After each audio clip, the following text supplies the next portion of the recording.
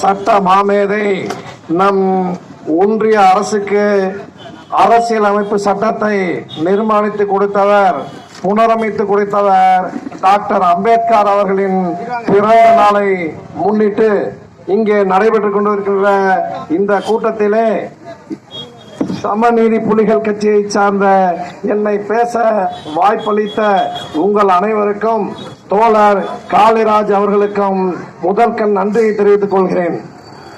2 தினங்களுக்கு முன்பாக வேடசந்தூர் நகரிலே டாக்டர் அம்பேத்கர் அவர்களின் சிலைக்கு மாலை அணிவித்து பிறந்த நாளை கொண்டாட நாங்கள் எல்லோரும் அங்கு சென்றிருந்தோம்.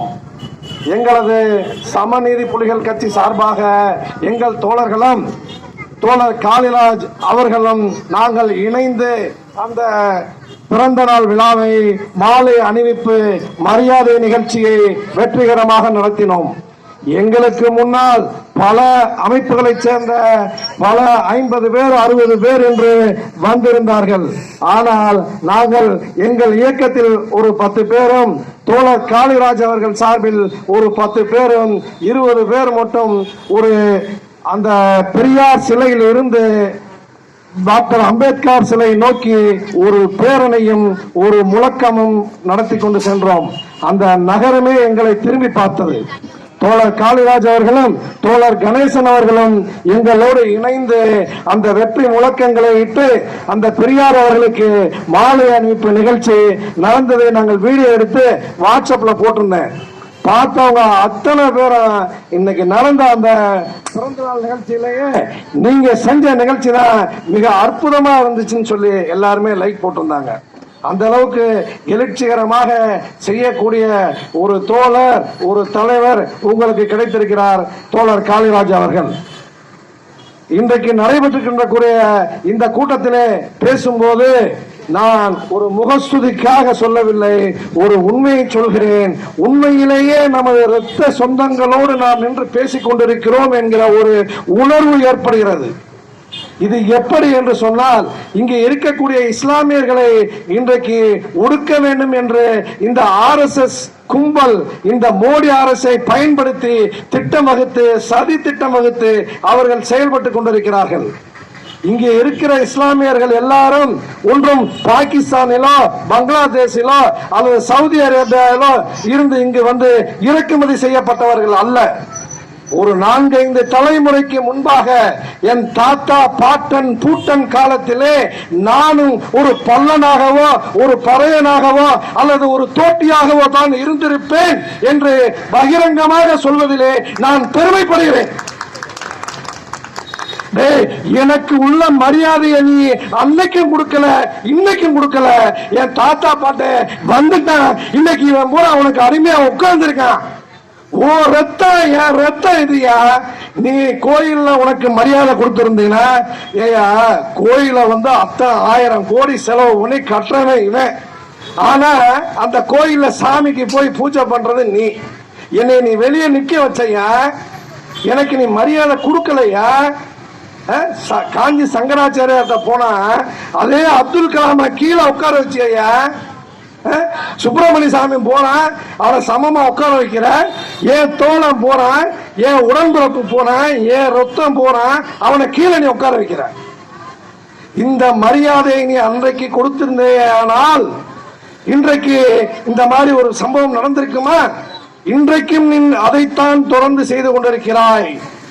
RSS அந்த கைப்பாவையாக இருக்கக்கூடிய இந்த மோடி அரசாங்கம் இந்த தாழ்த்தப்பட்ட பிற்படுத்தப்பட்ட சிறுபான்மை மக்களை எப்படியெல்லாம் ஒடுக்க வேண்டுமோ அவ்வாறெல்லாம் திட்டமிட்டு ஒடுக்கி கொண்டிருக்கிறது. சமூக ரீதியாக மட்டுமல்ல, பொருளாதார ரீதியாகவும் நம்மை ஒடுக்கி கொண்டிருக்கிறது. இந்த ஒடுக்குதல் எல்லாம் அடங்க மிதிபட புலவும் புலியாகும் என்று நாங்கள் இந்த சமநீதி புலிகள் சார்பாக சொல்லிக் கொள்கிறோம்.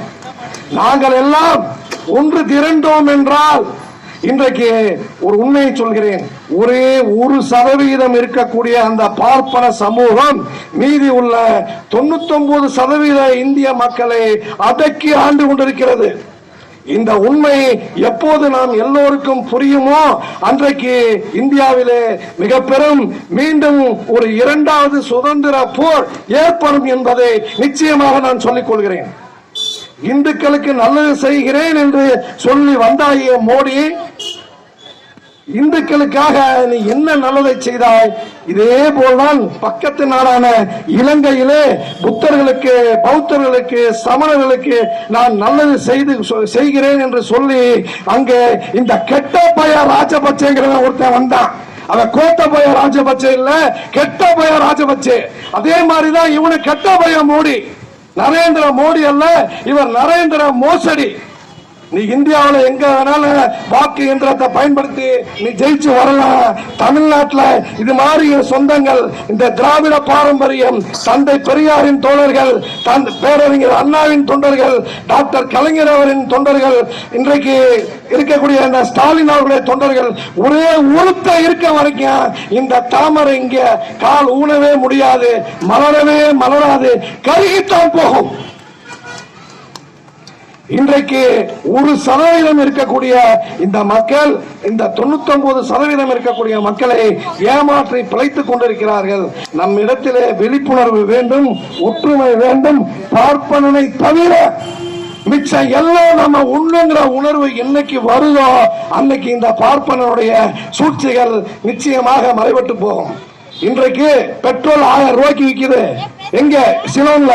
இது என்ன இன்னைக்கு இங்க நடக்குதோ இதுதான் ஒரு 5 வருஷத்துக்கு முன்னாடி சிலோன்ல நடந்துச்சு. புத்தர்களுக்கும் பௌத்தர்களுக்கும் நான் நல்லது செய்கிறேன் என்று சொல்லி அந்த கெட்ட பய ராஜபக்சே ஆட்சி நடத்தினான். அந்த ஆட்சியின் விளைவு இன்னைக்கு கோதுமை மாவு 1000 ரூபாய், சோத்துக்கு லாட்டரி அடிச்சு தெருவா இன்னைக்கு சிலோன்கார தெருவில் நிக்கிறான்.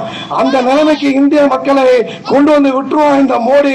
இது நிச்சயம் நிச்சயம் நிச்சயம் நமக்குள்ளே ஒரு விழிப்புணர்வு வேண்டும் என்று சொல்லி எனக்கு அதிகமாக மக்கள் பேச வேண்டியிருப்பதால் எனக்கு பேச வாய்ப்பளித்த உங்கள் எல்லோருக்கும் நன்றி கூறி விடைபெறுகிறேன். நன்றி, வணக்கம்.